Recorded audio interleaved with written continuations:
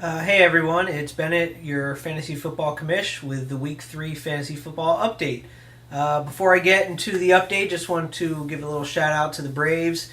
I'm pretty much on cloud nine this morning because we clinched a playoff berth last night. Nice walk-off home run by Freddie Freeman, and I'm starting to feel pretty good about our team this year. We got a shot at making a run in the playoffs. And it just goes to show you how sports will kick you in the nuts one day with a fantasy football loss, and then uh, put you on cloud nine the next. So I'm pretty pumped. So hopefully this will be an upbeat recap for you of week 3. So let's get right to it. Going to start off with third and oolong. There was definitely 3 or 4 close games. Nothing really swung on Monday night. But we do have some awards to give out this week. Some good, some bad. I have to give a big shout out to Doreen for the start of the week, possibly start of the year, with Andre Brown picking up the running back for the Thursday night game. He was coming off a 13 attempt, 71-yard day the week before, but to start on a short week, an unknown guy with Ahmad Bradshaw out for the Giants, and Andre Brown had an amazing game, 2 touchdowns, 113 yards, 28 fantasy points. So start of the week easily goes to Doreen. That could be start of the year. Could have put Cedric Benson in, 15 points. Could have put, I guess that was the big one. And I guess Ahmad Bradshaw was, obviously unable to play for Doreen. So good move there. Also a little honorable mention for Martellus Bennett, another good start. Could have started Jermichael Finley, but did get the Giant tight end in there, and the Giants, obviously, when they score a lot of points and you have 2 of their guys, it's going to help you out. So a league-high 173 for Doreen to defeat Ray Finkel's Kicking Academy, who only got 135 points. So Doreen goes to 2-1. Ray Finkel falls to 1-2. On the flip side, we have the Slim Aussies going down to you got beat by a girl. And this is the classic case of starting the wrong guy. This is like the dictionary definition of that. So, you got beat by a girl, had a pretty good day with Robert Griffin, 25 points. Huge day for A.J. Green. He had, first play of the game, got a 73-yard touchdown, 37 points there. So in spite of the -1 from Jonathan Dwyer, you got beat by a girl, gets 154 in the win.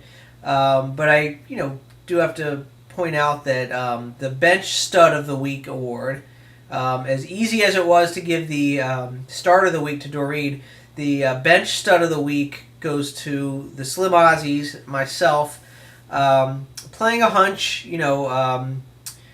Michael Turner coming off a DUI, didn't look that impressive, Monday night, and just wasn't sure what he was going to do.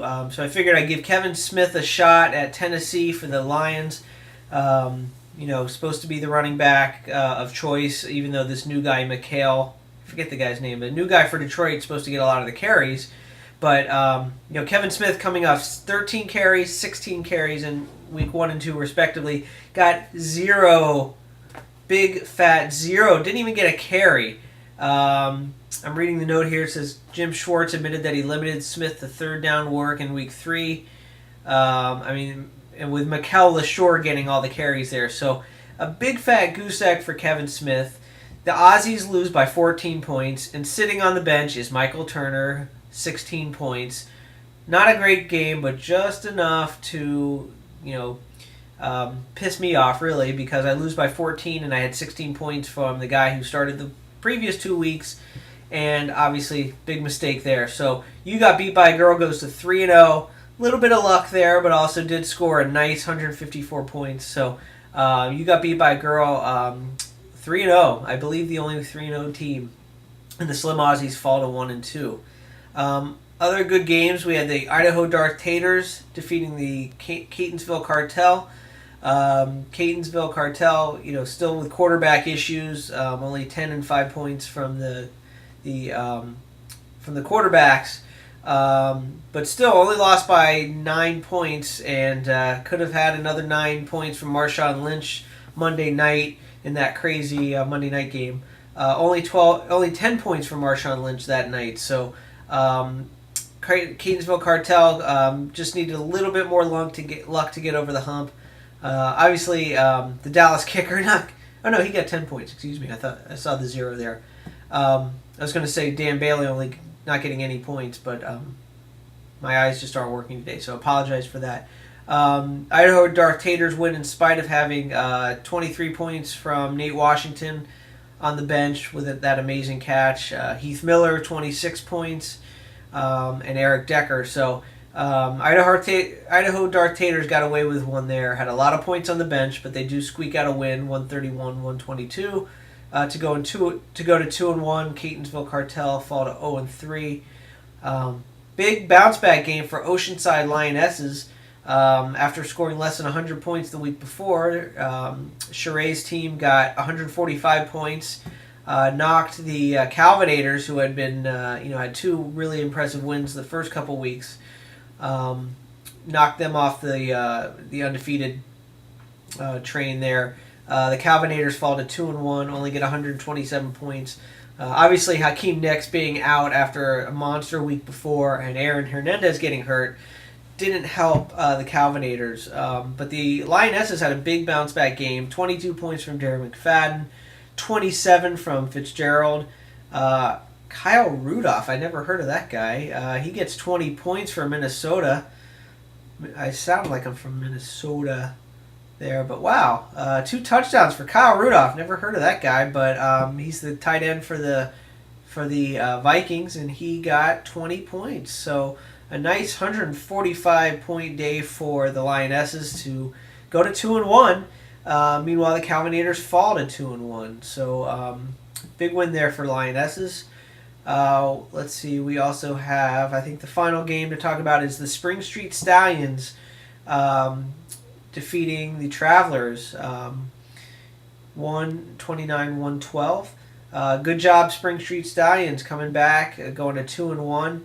Not too many points there, but Peyton Manning 24, Carson Palmer 21, and just not that many points from the Travelers. Disappointing week. Only 3 points from Chris Johnson. Mohamed Massaquoi. I learned about 3 years ago, never believe in Mohamed Massaquoi, because I think he probably had one good week the week before. Yeah, he never follows it up with 2 good weeks in a row. Look at his stats. He had one monster game about 3 years ago and then didn't even compile that many yards altogether the rest of the year. So he only gets 1 catch for 14 yards. Tight end Scott Chandler doesn't do much. Maybe should have had the Bears defense at home against St. Louis with 22 points versus the Jets on the road with only 10 points. So just not that many points for the Travelers, only 112. And the Spring Street Stallions get the win. Not too many points from Witten and Colston and Selleck and the Chargers D, but they do get the 129-112 win, go to 2-1. The Travelers fall to 0-2. So let's take a look at the standings here. We have You Got Beat by a Girl, squeaks by to go to 3-0, and her better half, the Spring Street Stallions, are in second place, 2-1, with 2 0-3 teams. The Cartel and the Travelers 0-3 at the bottom, and the Slim Aussies right in the middle at 1-2. And then we have a big logjam up top the MASH division. 4 teams at 2-1. Again, the Lionesses with a big game there to knock the Calvinators off, and we have Ray Finkel's Kicking Academy at 1-2. So still very, very early in the year. Obviously, the games are exciting, especially with all the refs debate and everything. It's funny how it's like Bill Simmons, I think, was talking on his podcast about the NFL being sort of evil geniuses, where everybody's bitching about the officials, and it's embarrassing and it's crazy. But you know what? They're getting people to talk about it. Nobody's turning off the TV set, and it's a little bit of like an evil genius thing where they're getting what they want, which is more interest, more ratings, and it's working out for the NFL, even though obviously everybody, including Hall of Famer Steve Young and ex-ball players, just at a loss of words. So pretty crazy there. So that's it. We got a couple bye teams this week. I believe I know it's the Colts. I forget the other team. But make sure you watch your buys. Make sure you get your Thursday night lineups in. Don't forget about trades, everybody. We don't have too many trades in this league, and I know I'm looking to trade. I need a running back. So if anybody has an extra quarterback, needs a quarterback or a wide receiver, and has an extra running back, I'm definitely looking to shore up my team. Don't be afraid to propose trade, people, and don't forget to respond when somebody proposes a trade to you. Hint, hint, Catonsville Cartel. Let's get some trades going. There's nothing to say you can't shore up your team by trade versus always going for the waiver wire deal. So good luck, everyone, in week 4. Get your fantasy dues in. Only 3 or 4 people have paid, so please pay as soon as possible. Thank you to those who have. Again, it's 4 Adams Lane, West Hartford, Connecticut, 06117. And again, don't forget about the bye weeks. Don't forget about your Thursday night games. And everybody have a great week out there. And go Braves!